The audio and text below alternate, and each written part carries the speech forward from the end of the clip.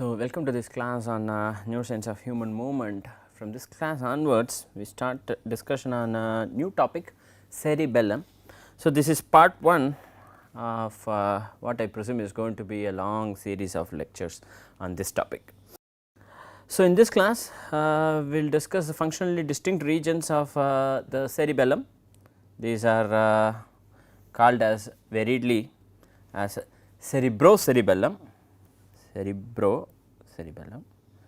spinocerebellum and vestibulocerebellum. What this means is that part of the cerebellum that connects with the cerebral cortex is called as the cerebrocerebellum. Basically, it receives inputs from the cerebral cortex and it outputs to the cerebral cortex mostly.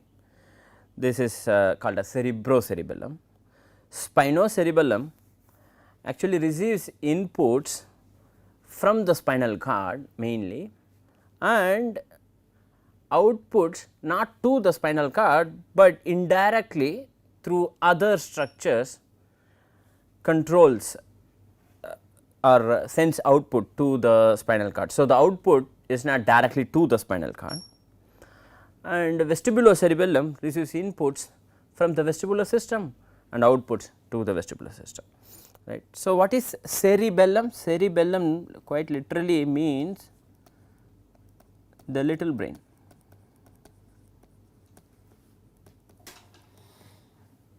This little brain or also the brain within the brain or the brain of the brain. Why this is called like that? Because it is a relatively small structure, 10% by volume. So, the total volume of the brain is 100 units, 10 units or less of the volume is occupied by the cerebellum,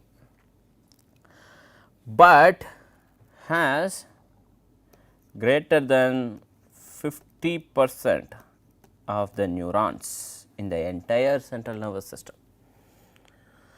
So, if the central nervous system has 100 neurons, 50 of these or more than that are actually from the cerebellum. Not just that, there is more actually.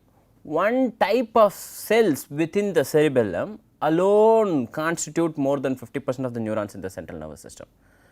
These are the granule cells.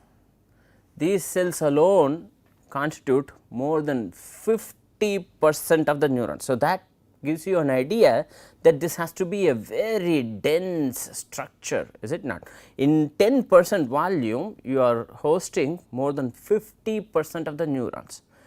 The granule cells are believed to be several billions, several tens of billions, close to 100 billion granule cells. That is a large number. Lots of these, and it turns out that although this is a very dense structure, what is different, what differentiates it from the cerebral cortex, where we saw that the picture is relatively muddled, there is mosaic representations, there is convergence and divergence and different, there aren't strict boundaries, etc. This is what we learnt in the cerebral cortex, or when during the discussion of motor cortex and premotor, supplementary motor areas, we discussed this. It turns out that the structure of the cerebellum is relatively regular.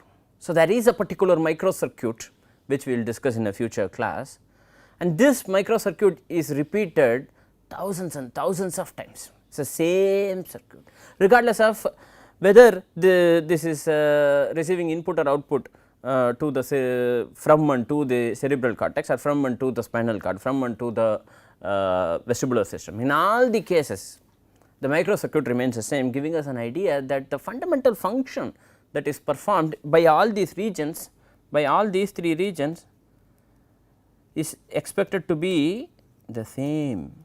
The fundamental function, we can hypothesize immediately that they must perform the same function because they have the same microcircuit.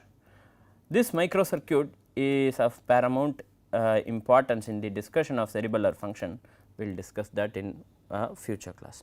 We will also introduce the cerebellar disorders and the classic signs of the cerebellar disorders, giving us an idea of the functions of the cerebellum. Okay. So, let us get started. Before we move on, let us discuss the status of this course. This is a course on movement neuroscience. We have discussed skeletal muscles and their physiology of skeletal muscles. We have discussed, this is the spinal cord, is it not? This is the spinal cord, spinal function, reflexes, monosynaptic reflexes, poly-oligosynaptic reflexes, pre-programmed reactions we have discussed. We have discussed the cortical regions, maybe not the brain stem, that is pending, but we have at least discussed the motor cortex, supplementary motor cortex, premotor cortex and premotor areas, etc. We are yet to discuss these two. So, today we will get started with our discussion of cerebellum. We will follow that up next by our discussion of basal ganglia. These two topics are of course not going to be discussed as part of this course, right.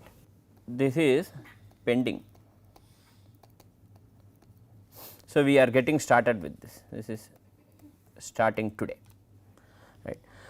So, let us proceed. So, that means the next topic after cerebellum is over, after we discuss cerebellum, the next topic is basal ganglia, okay.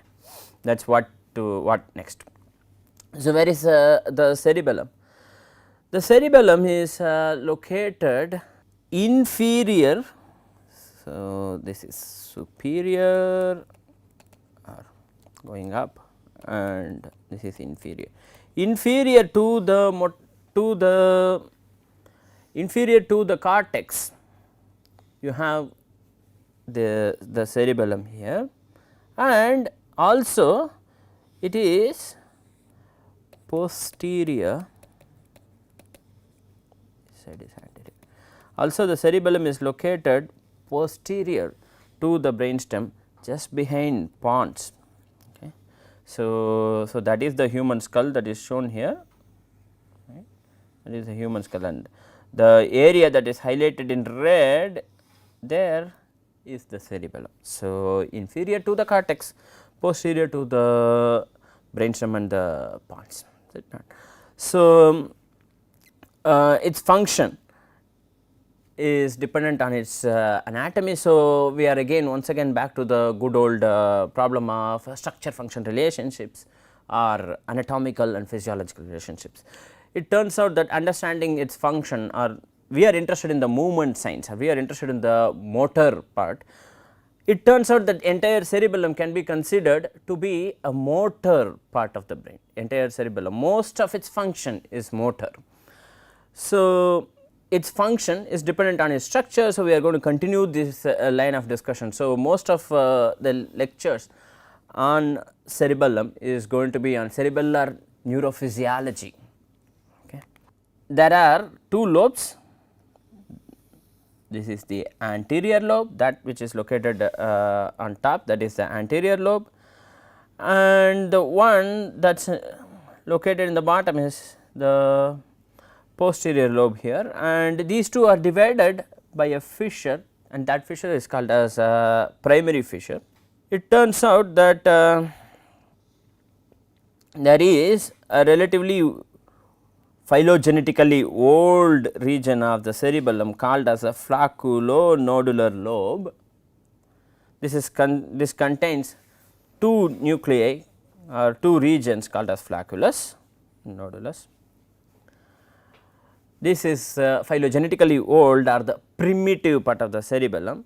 This primitive part of the cerebellum is divided from the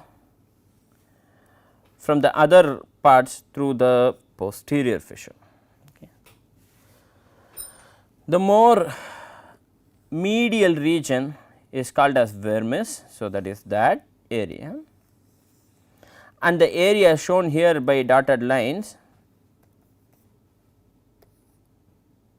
that area and that area are called as the paravermal area.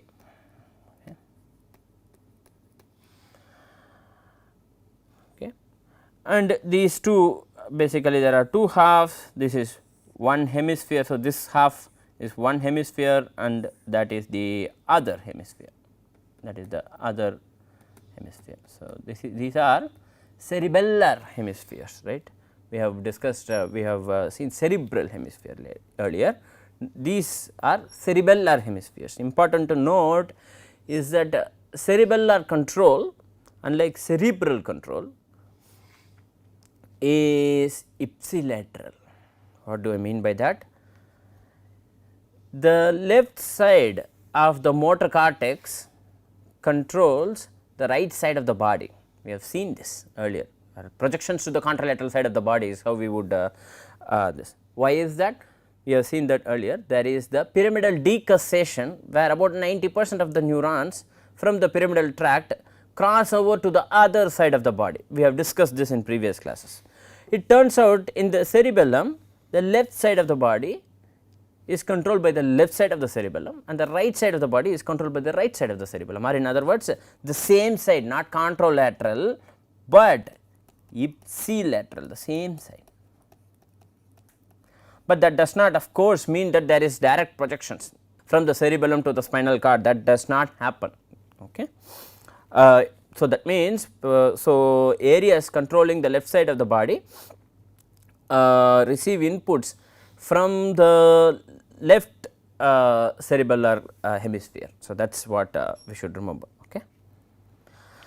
So, another view, this is a dorsal view. What is of interest for us is the peduncles here. What is shown clearly is the cerebellar peduncles. These are the major input structures to the cerebellum. They bring inputs from various sources or outputs, they also send outputs. So, these are the major input output structures, or these are the bundles of neurons that take the input from various sources and send to the cerebellum, or take the output from the cerebellum and send to other parts of the brain. So, these are divided into three peduncles. One is the superior peduncle, the other is the middle peduncle, the other is the inferior peduncle. These are shown here. There, so that is the superior peduncle, that is the middle peduncle, and that is the inferior peduncle. Okay. It turns out that deep within the cerebellar cortices, there are nuclei that are embedded. These nuclei are the output nuclei of the cerebellum. These output nuclei of the cerebellum are the dentate nucleus, that is the big nucleus there, that is the dentate nucleus, and then there are two other nuclei in red, marked in red there, that one and that one. These are the emboliform nucleus and globose nucleus. Together they are called as the interposed nuclei, and then the one that is marked in yellow there is the fastigial nucleus. Right. So, these are the deep cerebellar nuclei which form major output structures of the cerebellum. Okay. So, the major output structures of the cerebellum are the dentate nucleus, emboliform nucleus, globose nucleus and fastigial nucleus, and the emboliform and globose together are called as the interposed nuclei. Okay. The major input output neuronal branches are called as cerebellar peduncles, and these are divided into superior, middle and inferior peduncles. Okay. There are distinct regions of the cerebellum, we call this. So, this region is called as we said this region is called as the cerebrocerebellum, and the vermal and paravermal area together are called as the vermis, and the paravermal area together are called as the spinocerebellum. And we said that the flocculus and nodulus nuclei, or the flocculo-nodular lobe, is called as the vestibulocerebellum. Turns out that the phylogenetically oldest nucleus, or the phylogenetically oldest structure of the cerebellum is the vestibulocerebellum. This is also called as archicerebellum. various textbooks, various names, there are many names. Archicerebellum, that means this is present even in lower vertebrates such as fishes, but not in lower animals, animals lower than fishes for example. This is present even in fishes, but fishes do not have spino and cerebrocerebellum. Higher animals such as mammals, you are going to have spinocerebellum. This is also considered relatively old, but not too old, that is why it is called as paleocerebellum. Okay.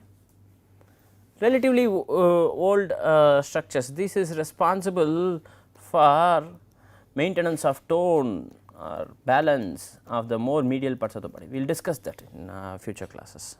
Responsible for balance. Okay. The most recent development of the cerebellum is the cerebrocerebellum, which is found or whose size is much larger in great apes. They are present in other primates, but the size is much larger in great apes and humans, believed to be responsible for coordinated movements. Well coordinated movements are probably the function of cerebrocerebellum, also called as neocerebellum. Neo means new.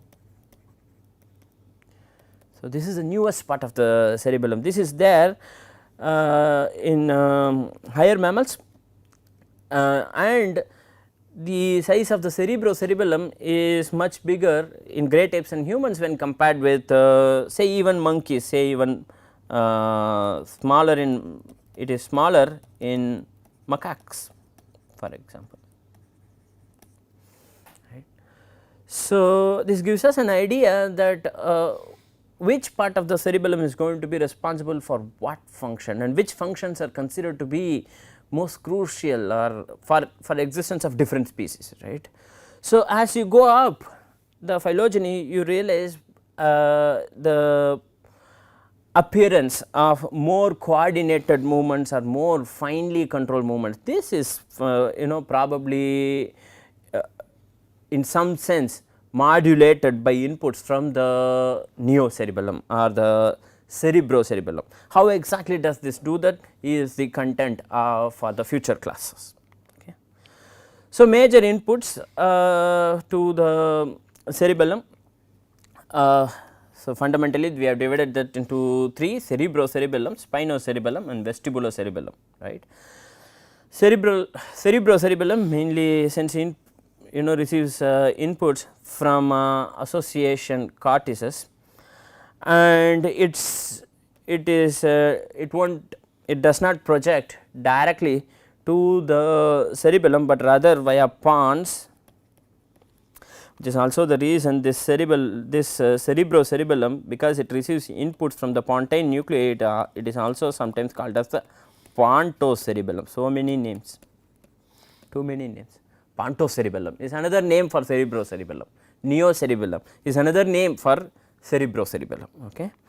So, the cerebrocerebellum receives inputs from association cortices via pons. After processing that is happening in the cerebellum, it outputs via the dentate nucleus to the ventrolateral thalamus. I think some details are missing, we will give the details in future classes. Through the ventrolateral thalamus to motor, prefrontal, premotor and parietal cortices. So, important regions that are responsible for decision making and control of movements receive the outputs from the dentate nucleus. So, dentate nucleus mainly projects to the cortex, via the ventrolateral thalamus. So, the thalamus is the relay center. So, it is going to receive the inputs from the dentate nucleus and pass it on to the cortex or multiple areas within cortex, prefrontal cortex, premotor cortex, parietal and motor areas of the cerebral cortex. Okay. So, what about spinocerebellum? Spinocerebellum receives inputs, as we have seen in one of the previous classes. It receives inputs about, for example, proprioception, right, from somatosensory receptors or proprioceptive receptors, etc., and also from motor cortex, right, others like from the trunk and other inputs, auditory, visual information, etc., right. And it receives input mainly via the spinocerebellar nuclei, pontine nuclei in some cases. And where does it output to? It outputs via the fastigial nucleus and the interposed nucleus, depending on the case, fastigial nuclei and the interposed nuclei through the red nucleus and reticular formation. That is crucial for us. What would be its function? Balance and posture. So, in outputs from the spinocerebellum go to the red nucleus and reticular formation via the fastigial and interposed nuclei, depending on the specifics, right. And note, they then control the red nucleus and reticular formation, then control the movements via the spinal cord. So, through interneurons, right. Then the vestibular nuclei, vestibular cerebellum receives inputs from the labyrinths and visual information and proprioceptive information of the neck. Why is this important? The head orientation and the head position is crucial, is a crucial input that is received by the vestibular cerebellum, and via the, so where is this processing happening? We know where this processing is happening. We said where that is happening. That is going to happen here in the archicerebellum or in the flocculonodular lobe.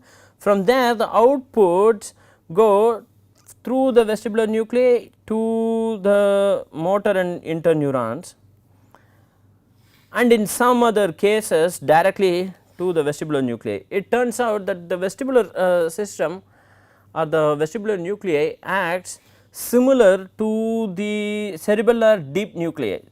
In a sense, vestibular nuclei can be considered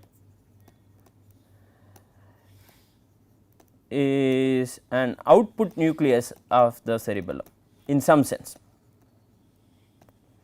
Okay. We will discuss this detail in a future class. So, then what is the difference between other diseases and diseases of the cerebellum? Fundamental differences in the manifestations and in the clinical signs give us information about what could be the possible function of the cerebellum. Okay. The classical signs of cerebellar lesions: first, hypotonia. This is surprising because we have seen in previous classes what happens if the lesion is in the motor cortex, for example, or in the cortical regions controlling movements. If there is a lesion, we know immediately what happens. We have discussed that for several lectures, right. What will happen?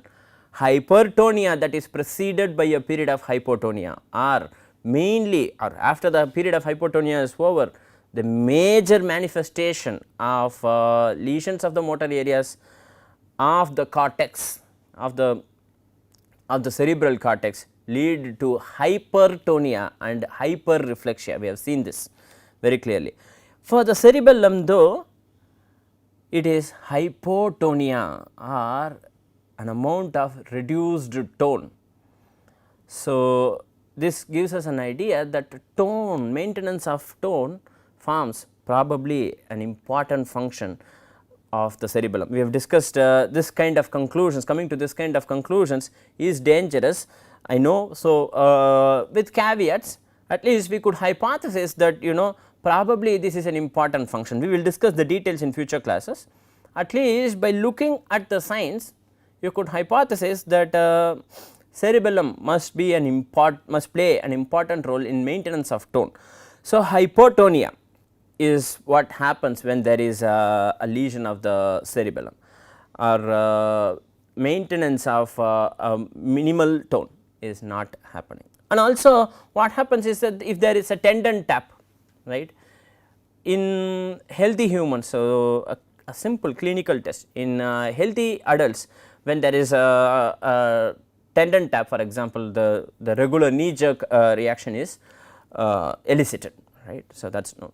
And after the what happens after the reflex is over, the knee comes to an immediate stop in healthy adults after the reflex is over. So, there is a tap and there is a jerk that is given. After the jerk is over, the knee comes back to its rest position and stays there.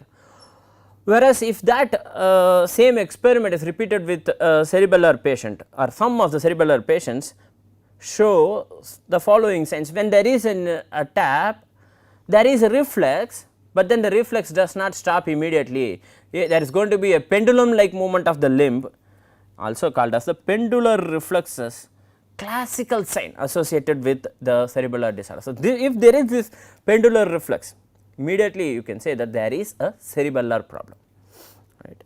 Then the other classical sign, the second classical sign, astasia and abasia. What are these? The inability to maintain a steady posture of the limbs is called as astasia. This is astasia, and the inability to produce forces against gravity to counter the gravity is called as abasia. Okay. Also, the other classical sign is ataxia.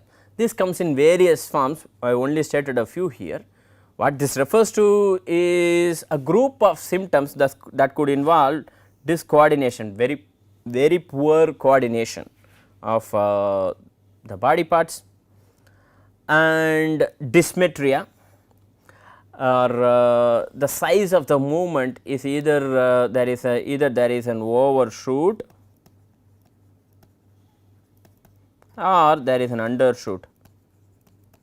There is dysmetria, and then the inability to perform rhythmic repetitive movements.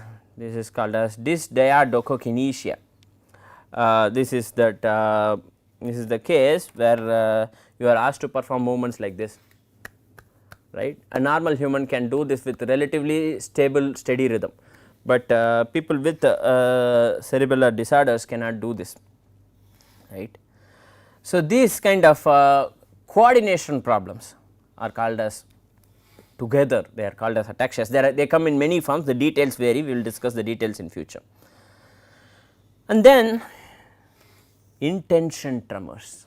What this means is that if you are given a target, if you have to reach say the tip of this pen, and I am a healthy person, I am reaching there, again reaching few times.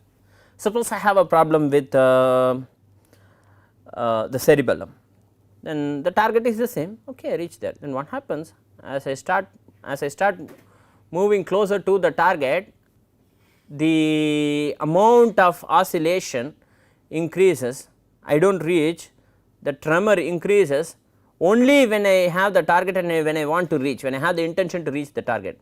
It starts with a lower amplitude here, and then as I go higher, the amplitude of the oscillation increases.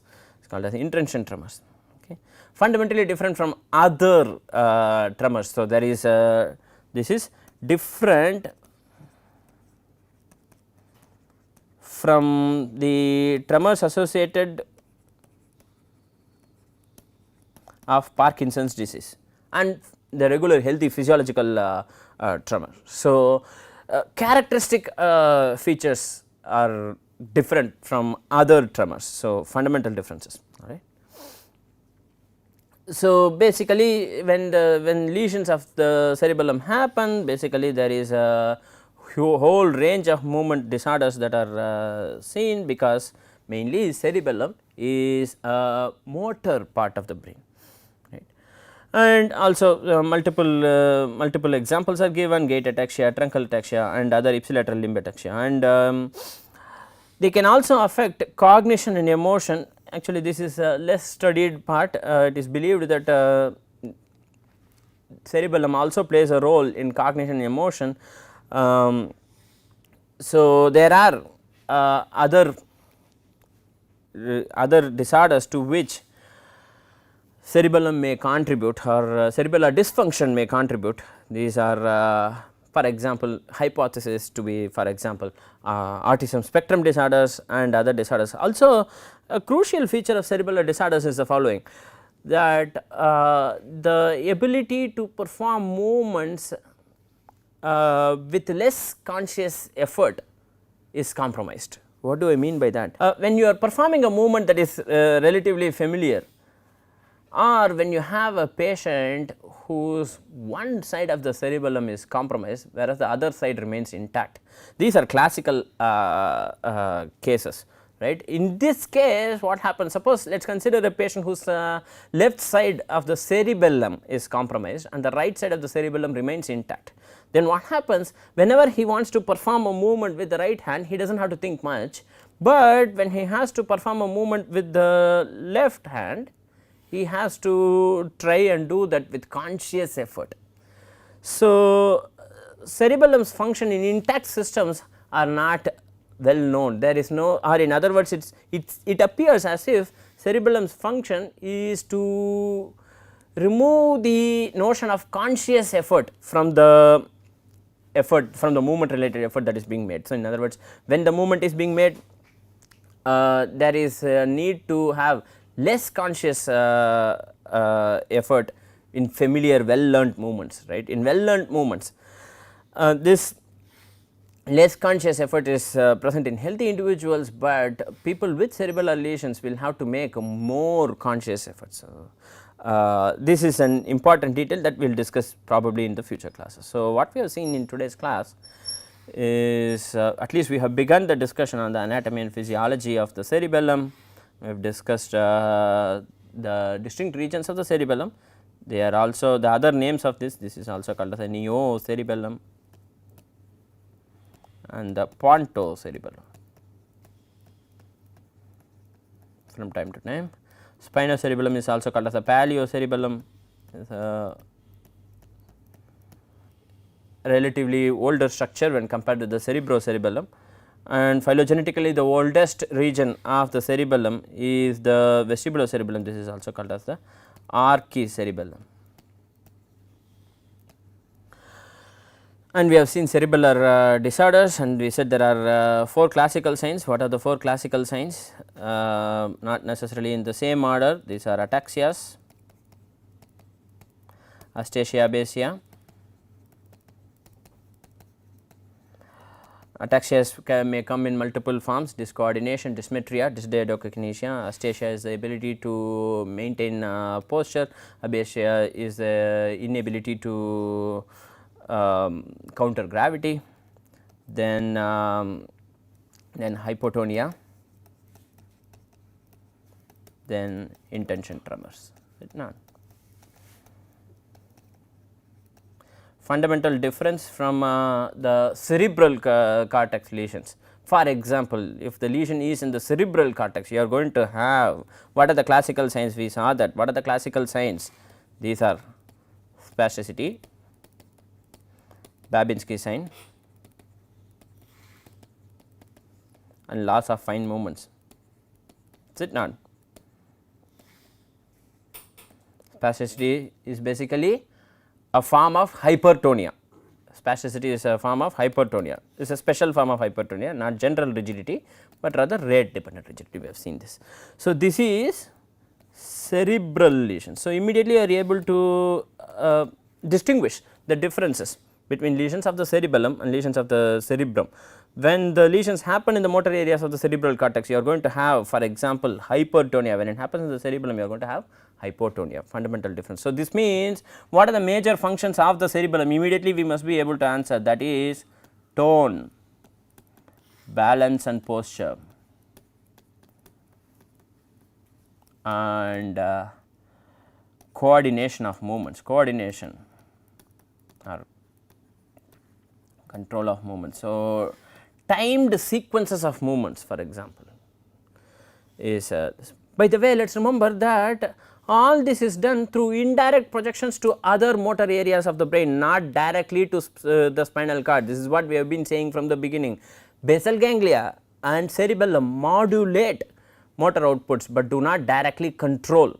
In other words, they do not project to the spinal cord, they project to motor areas that control limbs or control the neurons in the spinal cord. So, the regions, what are those regions? These are the motor cortical regions and the brainstem regions of the motor, or the motor regions of the brainstem. So, with this we come to the end of this lecture. We will continue our discussion on the cerebellar physiology in the next lecture. So, thank you very much.